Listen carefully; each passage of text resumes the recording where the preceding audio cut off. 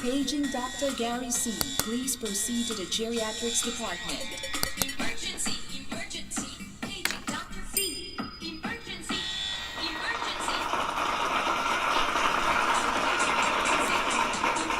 Ay, hello po sa inyong lahat. Si Dr. Gary C. po ito at nanonood po kayo ng Gabay sa Kalusugan. Alam naman nating lahat na ang walking ang isa sa pinaka-simple. Walang gastos. Hindi naman napakahirap gawin at maski saan pwede nyong gawin, no? Yung walking. Ang walking talagang the best yan eh. Madalas natin marinig maski 30 minutes a day lang na lakad-lakad, okay na. Pero medyo na iba ng konti itong discussion natin kasi ang pag-uusapan natin ay yung tinatawag na 30-minute interval walking. Ano bang health benefits nito? Hindi po ito yung ordinaryong lakad lang. At ito ay isang ayon sa National Institutes of Health.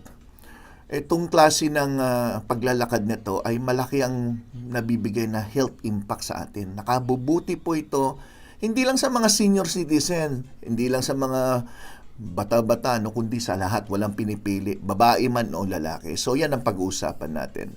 Pero yung basic, ano bang health benefits ng paglalakad? Ano bang benepisyo na kukuha natin? Alam ng lahat siguro na tumutulong to para lumakas ang ating puso, ang ating baga. So it increase cardiovascular and pulmonary fitness. Siyempre, nababawasan ang risk natin magkaroon ng mga heart diseases o kaya yung chance na magkaroon ng stroke. Okay? Alam natin lahat yan eh. Bakit? Kasi pa nag-exercise ka, naglakad-lakad ka lang, gumagandang blood flow, di ba?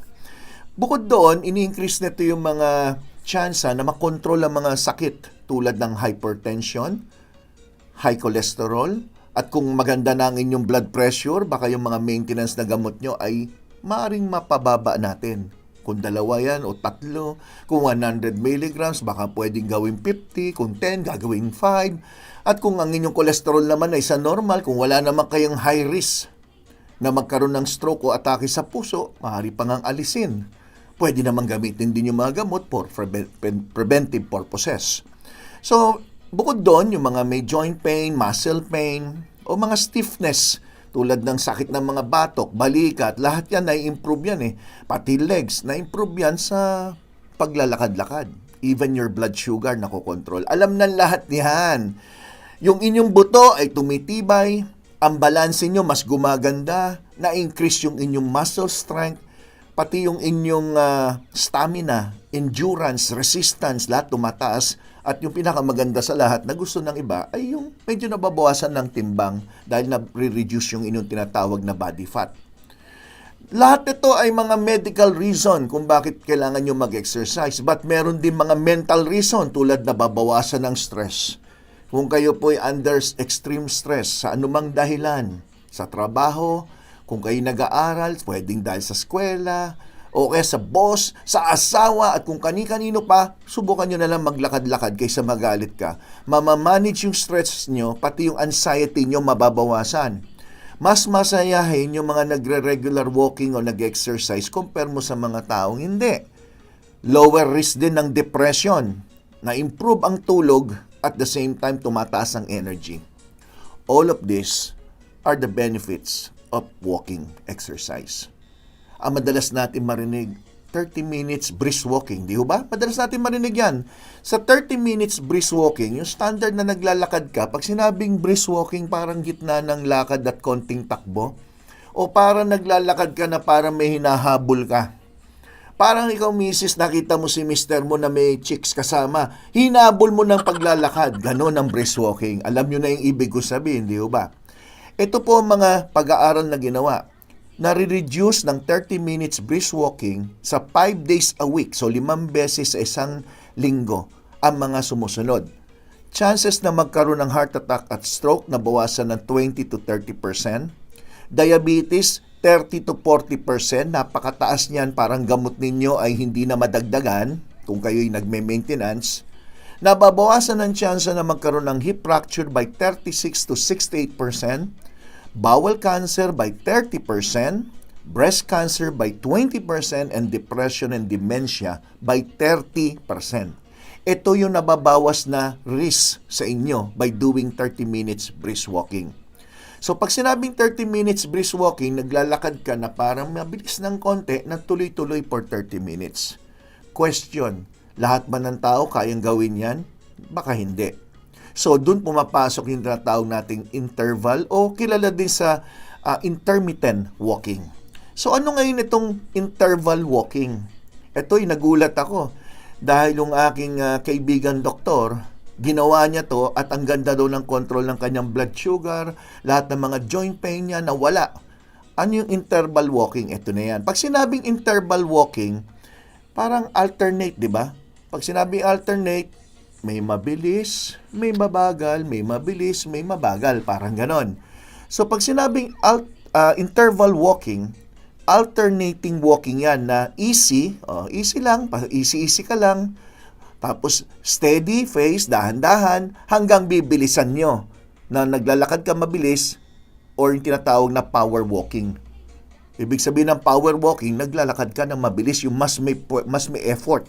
So parang easy lang, medyo pahirapan ng konti, easy lang, pahirapan ng konti, interval. So ibig sabihin ng interval, di ba, salitan. So the word interval, nanggaling yan parang sa mahirap, madali, mahirap, madali, mahirap, madali. Typically, ang sinasabi nito, parang 30 seconds na mabagal lang na lakad, tapos 1 minute or 2 minutes na mabilis, 30 seconds na mabagal, tapos 1 to 2 minutes na mabilis. Pwedeng ganyan. But ito yung level na tinatawag. May level 1 saka level 2. Sa mga nandyan ngayon na beginner, na nanonood ngayon na beginner, ganito po yung 30 minutes interval walking for beginner. 1 minute of fast walking, tapos 4 minutes of moderate walking. So, na-imagine nyo na, 1:4. So, 1 minuto talagang parang nagmamadali kang maglakad. Then, 4 na minuto na dahan-dahan na lakad. Yung level 2 naman, medyo mas iba na. 1 minute na fast walking, tapos 3 minutes na brisk walking. So, meron mas mabilis pa. So, pag kaya nyo, umpisan nyo muna sa level 1. Kumbaga, warm up muna siguro mga 2 linggo, ganito muna gawin nyo. Kung kaya nyo everyday, pwede. Pero 5 beses sa isang linggo lang, okay na. Pero kung kaya nyo everyday, wala naman delikado dyan. Pero ako tinuturo ko sa mga pasyente ko, ganito. Try nyo po itong 30 minutes na for beginner na tinuturo ko sa pasyente ko. Warm up muna. Doon sa 30 minutes, may 5 minutes ka warm up. Yung warm-up parang unat-unat ka lang muna, stretching. 5 minutes yan, matagal yan, ha? So, magpagpag ka lang dyan. Parang ganito, ma'am. O, yung mga sir, ganyan-ganyan lang, ganyan-ganyan lang. Tapos, marcha ka lang sa isang tabi. Mga 5 minutes lang, ganyan-ganyan lang. Para kang nagkilos-kilos lang, para mag-circulate yung dugo. After 5 minutes, ito na mangyayari doon sa gitna, sa 20 minutes. Doon sa 20 minutes, 2 minutes, lakad lang, dahan-dahan, naglalakad na lakad mayaman. Yan. Tapos 2 minutes na lakad na may hinahabol ka. Okay. So 2 minutes sa loob ng 20 minutes. After that, 5 minutes na cool down. O, pag ulit, galaw-galaw lang yung balikat, marcha-marcha ka lang sa isang tabi, unat-unat ka lang. Yan ang 30 minutes for beginner kung tinuturo yan. Pwede yan sa senior citizen. Pero syempre, kung kayo naman ay sinabihan ng doktor na meron kayong problema sa puso, na hindi nyo kayang gawin itong mga ito, dapat sumunod kayo sa doktor kung anong binigay niyang exercise na nararapat sa inyo base sa sakit nyo. Kasi minsan po may mga congestive heart failure, halimbawa. Yan yung hindi nakaka-circulate masyado yung dugo sa heart. But kailangan nyo rin mag-exercise. So, maaari may tinuro yung doktor nyo o yung mga simpleng exercise na pwede nyong gawin. Kasi ito, syempre, paano ka naman makaka-brisk walking kung masakit ang tuhod mo? Paano kung candidate ka for hip replacement, talagang masakit? Hindi nyo magagawa. So ito, yung mga senior citizen na masasabi natin mobile, yung kaya pa maglakad. Di ba? So ngayon, kung nagustuhan nyo po yung ating tinuro, yung tungkol sa interval walking, umpisahan nyo na yan bukas. Bukas na bukas. So saan nyo pwedeng gawin? Maski nga sa mall Subukan nyo sa mall. Halimbawa, ano ba malaking mall? Diyan sa SM, MOA, SM North. Lakad ka lang ng lakad. Lakad na mabagal, then bilisan mo. Then mabagal ulit, bilisan mo. Ganun lang, 30 minutes. After that, huwag ka naman lalamon agad. Kasi sayang naman yung exercise nyo. Nagbe-burn ka Tapos lalamon ka kagad ng burger at saka french fries. Hindi pwedeng ganun. Okay? So maraming salamat po sa inyong lahat. Sana nagustuhan niyo yung paliwanag ko. Huwag niyo kalimutan iHeart GSK at mag-invite ng mga friends to join us here at Gabay sa Kalusugan. And as usual, subscribe kayo dito sa Gabay sa Kalusugan at i-click nyo po yung notification bell para updated po kayo. Okay? Invite your friends, huwag nyo kalimutan ha.